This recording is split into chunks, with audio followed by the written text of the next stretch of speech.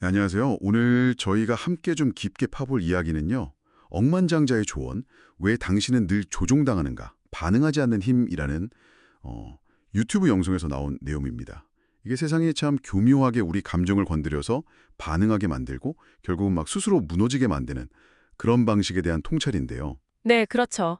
여기서 중요한 건 이 감정적 반응을 잘 관리하는 게 단순히 막 방어만 하는 게 아니고 오히려 삶의 주도권을 잡는 되게 강력한 전략이 될 수 있다. 이 점인 것 같아요. 어떻게 하면 여기에 휘둘리지 않고 딱 중심을 잡을 수 있을까? 한번 같이 살펴보시죠.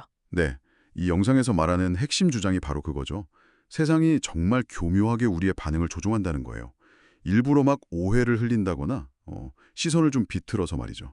감정적으로 먼저 지치게 만드는 전략 같은 겁니다. 아, 그래서 중요한 건 막 억지로 참아내고 이게 아니고요. 의도적으로 반응하지 않는 힘, 이걸 길러야 한다고 강조를 하죠. 그 영상에서 나온 말 중에 설명하는 순간 지고 있다는 걸, 또 반박하는 순간 그 프레임 안에 딱 들어간다는 걸 깨달았다는 말, 그게 바로 이 지점이군요. 네, 맞아요. 그게 핵심이에요. 정말 인상 깊었어요, 그 부분. 그런데 우리는 알면서도 자꾸 이렇게 반응하게 되는 걸까요? 뭐가 문제일까요? 그게 바로 내 가치를 내가 증명해야겠다 이런 욕구 때문인 거죠. 근데 사실 그 욕구 자체가 함정이라는 겁니다. 왜냐면요. 외부의 시선이나 평가에 내 가치를 딱 맡겨버리는 순간 내가 주체적인 전략가가 아니라 그냥 상황에 질질 끌려다니는 도구가 되어버리는 거니까요. 아, 도구가 된다. 네. 그래서 여기서 되게 중요한 고분이 필요한데 그냥 무시하는 거 있잖아요. 문제로부터 도망치는 거. 그거랑 의식적으로 나는 반응하지 않겠다고 선택하는 거. 이건 전략이거든요. 이 둘은 완전히 다른 거죠. 아, 그렇군요. 도피가 아니라 전략적인 선택이다. 그렇죠. 후자는 내가 이 상황을 통제하고 있다는 아주 명확한 선언인 셈이에요. 그래서 영상에서도 그 명확한 기준, 스탠다드를 세우는 게 중요하다고 그렇게 강조를 하는 거군요. 네, 맞습니다. 이 기준만 딱 있으면 그 순간에 감정에 막 휩쓸리지 않고 상황의 본질을 이렇게 딱 꿰뚫어 볼 수 있게 된다. 뭐 이런 거고요. 그렇죠. 예를 들어서 누가 질문을 하는데 이게 진짜 궁금해서 묻는 게 아니라 그냥 나를 흔들려는 의도구나. 이게 간파되면 거기에 굳이 말려들 필요가 없는 거죠. 네네. 기준이 있으면 반응하는 대신에 이 상황의 흐름을 읽고 내가 언제 행동할지 심지어는 뭐랄까 전략적으로 언제 약점을 보일지까지도 스스로 결정하게 되는 단계로 가는 거죠. 와, 그 단계까지. 그리고 이 기준은 더 큰 그림하고 연결되어 해요. 그러니까 장기적인 방향, 디렉션과 연결되어야 한다는 거죠. 아, 방향성. 네, 단순히 뭐 돈 벌겠다, 성공하겠다 이런 목표를 넘어서서 어떤 방식으로 부를 이룰 건지, 또 어떤 사람으로 인정을 받을 건지 이걸 정의하는 거죠. 방향성까지 딱 정해지면 그 단기적인 유혹이나 뭐 비난 같은 거에 좀 덜 흔들리고 나아갈 힘을 얻겠네요. 그쵸? 맞아요. 불필요한 망설임의 에너지를 낭비하지 않게 되고요. 근데요. 그 기준하고 방향만 있다고 해서 꾸준히 가기가 이게 또 쉽지는 않잖아요. 감정이라는 게 워낙 변덕스러우니까. 정확히 보셨어요. 감정은 잠깐의 불꽃은 될 수 있어도 우리를 끝까지 달리게 하는 그런 연료는 못 되거든요. 그래서 필요한 게 바로 규율, 디시플린하고 리듬이라고 말하는 거죠. 규율과 리듬. 네. 감정에 의존하는 대신에 딱 정해진 규칙과 습관, 그러니까 어떤 시스템으로 움직이는 거예요. 매일 같은 시간에 일어나고 또 스스로에게 질문을 던지고 세워둔 기준으로 관계를 정리하고 뭐 이런 것들이죠. 아하.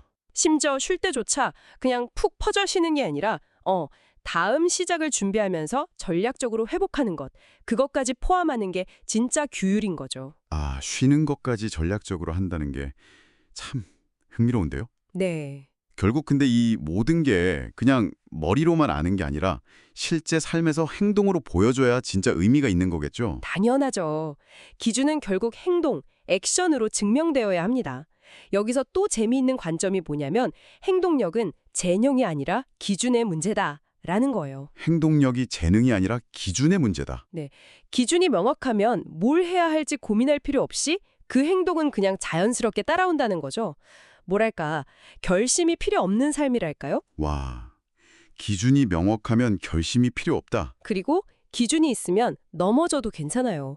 왜냐하면 그게 다시 일어설 수 있는 힘, 회복력, 리질리언스의 기반이 되거든요. 아, 회복력. 네, 스스로에게 다시 기회를 주는 힘이죠. 기준이 행동을 이끌고 또 회복력까지 준다니 와 정말 중요한 거네요. 마지막으로 영상에서 강조했던 게 또 유연함, 플렉시빌리티였어요. 기준을 지킨다는 게 너무 꽉 막힌 고집이 되면 안 된다 뭐 이런 의미겠죠? 네, 맞습니다. 핵심 원칙, 그러니까 내 중심은 단단하게 지키는 게 맞는데요. 그렇다고 해서 상황 변화에 따라 방법이나 경로까지 고집할 필요는 없다는 거죠. 얼마든지 바꿀 수 있어야 한다는 겁니다. 아, 그 영상에 이런 말이 나오죠. 원칙은 그대로지만 방식은 바꿨고, 목적은 같지만 길은 달라졌다. 딱 이 말처럼요. 네네. 경직된 건 부러지기 쉽잖아요. 하지만 유연함은 변화 속에서도 우리를 지탱하고 결국 살아남게 하는 힘이 됩니다. 자, 그럼 정리를 좀 해보면요. 외부의 어떤 조종에 휘둘리지 않으려면 일단 명확한 기준을 세우고 그 기준을 규율과 리듬에 따라서 꾸준한 행동으로 지켜나가야 하고 그러면서도 또 변화에는 유연하게 대처하는 지혜, 이게 필요하다는 거네요. 네, 그렇죠. 결국 당신의 그 기준이 당신을 지키고 당신의 삶을 원하는 방향으로 이끌어갈 수 있는 가장 강력한 힘이 될 수 있다. 이런 메시지인 것 같습니다. 네, 이 이야기들을 들으시면서 한번 당신의 삶을 돌아보시면 좋겠어요. 지금 당신이 가지고 있는 기준은 당신을 더 강하게, 더 단단하게 만들어주고 있나요? 아니면 혹시 보이지 않게 당신을 조금씩 갉아먹고 있지는 않나요? 기준이 있는 사람은 삶의 사용자가 되지만 기준이 없으면 도구가 될 뿐이다. 이런 말이 참 와닿네요. 기준은 뭐 언제든 다시 세울 수 있는 거니까요. 중요한 건 아마 그 다음 발걸음이겠죠. 일단 기준을 세웠다면 당신의 다음 선택은 그 기준을 어떻게 당신의 삶으로 증명해 나갈 것인가. 그 순간의 감정이 아니라 꾸준한 행동으로 말입니다.